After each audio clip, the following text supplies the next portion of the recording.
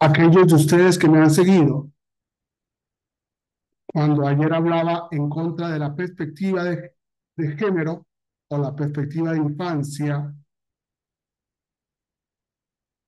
es decir, cuando por encima de las perspectivas y de los protocolos están las leyes, la Constitución política y los tratados, y la Suprema Corte de Justicia, por el contrario, nos obliga a usar protocolos que están por debajo de las leyes, que están por debajo de la Constitución política y de los tratados.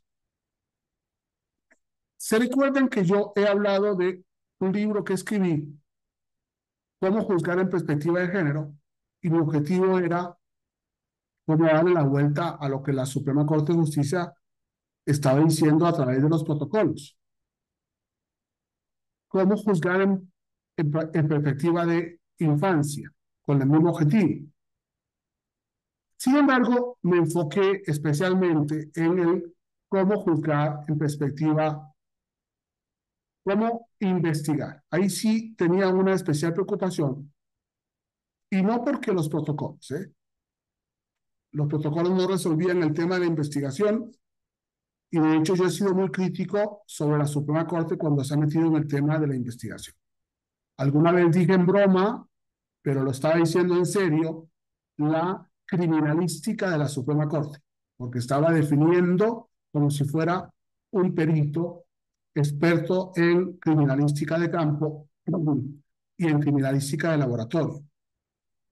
Sin embargo, cuando empecé a analizar el problema, lógicamente me encontré por muchas investigaciones de campo de lo que sufren las niñas y los niños en relación con la policía que los detiene, o en la investigación misma del delito, ya sean ellos los que hayan cometido el delito, sean víctimas de lo mismo, ¿no? Tenemos demasiados abusos de todo tipo, ¿no? Y me pareció importante acudir a todo el espectro normativo, y a mí me pareció que la Ley General de Desaparición de Personas, forzada de personas, nos podía ayudar en muchos temas, pero en concreto nos podía ayudar en niñas, niños y adolescentes. En concreto, y era lógico, ¿no? Cuando desaparece un anciano y cuando desaparece una niña, niño o adolescente, ¿no? Yo tengo un gran dolor porque todos los días me llegan noticias, todos los días me llegan noticias de niños, de niñas, de adolescentes, de jóvenes que han desaparecido, que han desaparecido, que han desaparecido. Somos un país que sufre despaciamente la desaparición de muchas personas, pero lógicamente tenemos muchas niñas, niños, adolescentes desaparecidos, igual que ancianos. La ley de desaparición forzada me gusta porque lógicamente nos obliga no solamente a emprender cuanto antes una investigación, sino que una búsqueda especializada de manera inmediata y diferenciada, de conformidad con el protocolo especializado. Debo decir que el concepto de diferenciado está mal utilizado en la ley, porque lo lógico es que no crea diferencias, aunque el objetivo del artículo 7 de la ley, al hablar de una búsqueda diferenciada, es que si yo tengo a un adulto desaparecido y no tengo capacidad de dedicarme a él, primero tengo que hacer diferencias con los niños. Eso me gusta mucho, principalmente cuando son menores de 18 años. Primera idea. Es lógico también que tengamos que velar por los niños en razón del interés superior de la niñez. Esperamos que no sea una muletilla en ese sentido. Lógicamente, ¿por qué? Porque eh, son personas más vulnerables. El riesgo es mucho más peligroso y no podemos incurrir en discriminación con respecto a ellos. Dos ideas del artículo 7 y el artículo 8.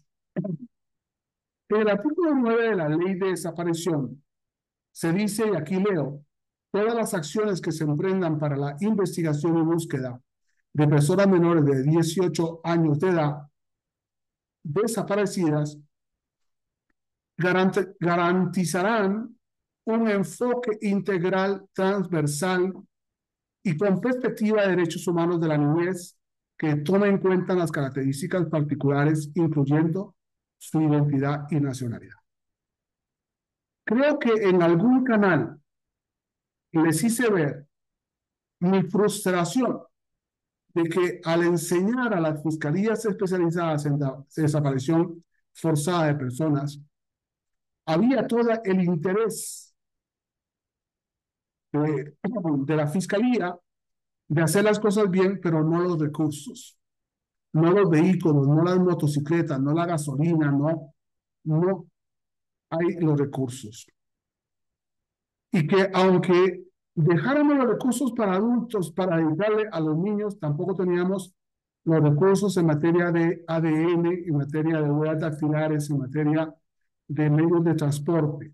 Pensemos nosotros que un niño o un grupo de niños han sido secuestrados para, para quitarle los miembros y venderlos en otro país.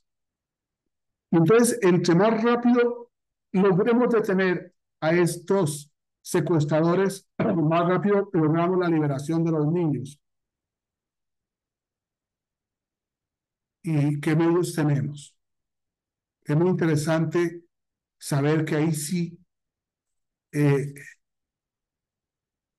no tenemos los medios adecuados. Yo trabajé en una fiscalía perfecta, con un fiscal impresionante, que es mi querido amigo de la Fiscalía de Coahuila.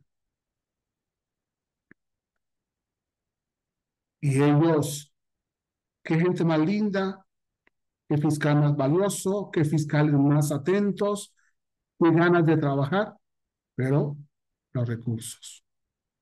Por eso es muy importante que sepamos trabajar en coordinación con las Procuradurías de Protección de los Derechos de Niñas, Niños y Adolescentes para salvaguardar, como lo dice el artículo 10 de la Ley de Desaparición, salvaguardar, lógicamente, los derechos de conformidad con la ley. Y que en los casos de niñas, niños y adolescentes se logre las medidas de reparación integral, así como la atención terapéutica y el acompañamiento correspondiente cuando ellos son víctimas. En la Ley General de Trata de Personas me gusta mucho que los adolescentes no son autores del delito, aunque estén actuando como autores, sino que son víctimas. Y es muy interesante, desde el artículo 10 de la Ley de Víctimas, entender que se entenderá por explotación de una persona la esclavitud, la prostitución, la explotación laboral, la mendicidad forzosa y la utilización de personas menores de 18 años en actividades delictivas, con lo cual entonces es muy importante decirlo, ¿no? Porque hoy todas las noticias, y creo que esto lo tienen que saber los periodistas, todas las noticias, detenidos niños en delincuencia organizada, víctimas.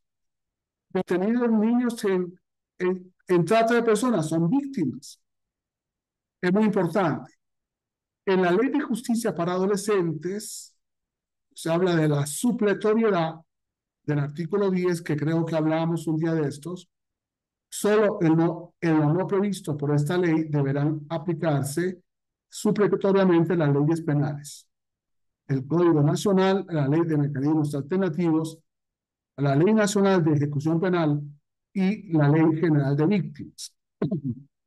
Yo he dicho lo siguiente, yo no aplicaría ninguna de ellas, sino que me iría a la filosofía del artículo 18 constitucional a la hora de interpretar la ley de justicia integral para adolescentes. Me parece que no son tan convenientes, menos la ley de mecanismos alternativos, menos la ley nacional de ejecución penal y la ley general de víctimas en algunas cuestiones que sí o no. Lo que quería decir es que es muy importante que cuando les hablé del abreviado, de aquel colegiado circuito que dijo que lo que es bueno para los mayores es bueno para los menores, no. Cuando nosotros tenemos que aplicar una norma con respecto a los adolescentes, no podemos aplicar la de los adultos, sino que tenemos que tratar de ver en qué sentido aplicamos. Por eso termino en la ley de delincuencia organizada.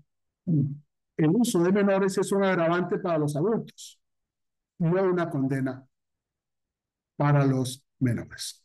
Con esto me parece que doy una idea, ¿no?